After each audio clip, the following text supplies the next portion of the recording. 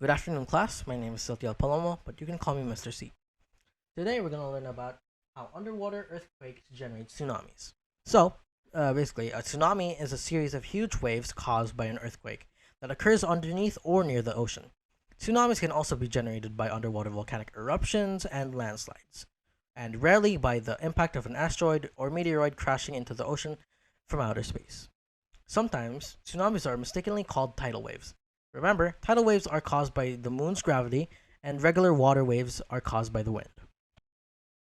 Tsunamis can be very large. Their wave height can reach up to 30 feet or more, 100 feet and more in extreme cases.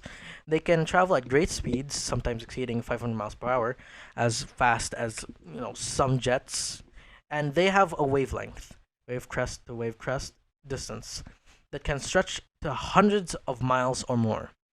Tsunamis can occur at any time, day or night, and they can cause widespread destruction, death, and injuries when they strike coastal areas.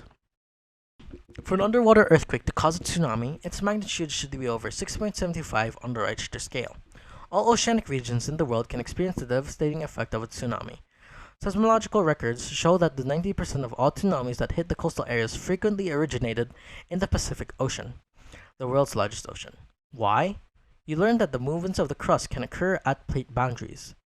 Along these interacting plate boundaries are faults. Most of the known tsunamis occur at the Pacific Ocean because the margins of this great ocean are surrounded by a series of volcanic chains in the Pacific Ring of Fire. Island arches and deep ocean trenches that are on top of tectonic plates that slip and slide against each other in the process called subductions. The subduction phenomenon causes high-intensity underwater earthquakes that move colossal volume of water that generates destructive and deadly tsunamis. Good afternoon, Star Class. Today we're going to show you how tsunamis are formed. Remember, kids, do not try this at home because this is scientifically impossible. Okay, number one, an underwater earthquake occurs. The floor snaps up, lifting a column of water above it. Gravity pulls the water back down, fanning waves outward.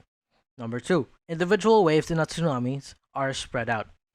The distance between two waves' peak, called the wavelength, can be hundreds of kilometers long. Each wave's amplitude or height is rarely more than 0.9 meters or 3 feet at first. Oh wait, I forgot to add. This is the last part. As waves meet the continental slope and shallow water, wavelength decreases and the wave amplitude rises. Thank you for watching this episode of 5 Minutes Crafts, and we'll get to you onto the other part of this thing I'm making.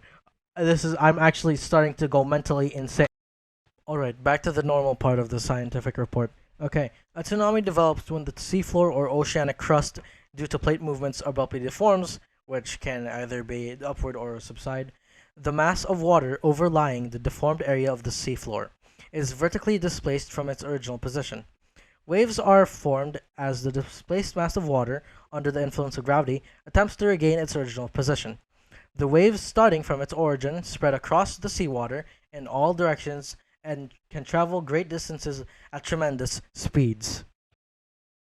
When a tsunami reaches the coast where seawater is shallower, the trough of the wave crashes onto the shore, causing the wave to slow down.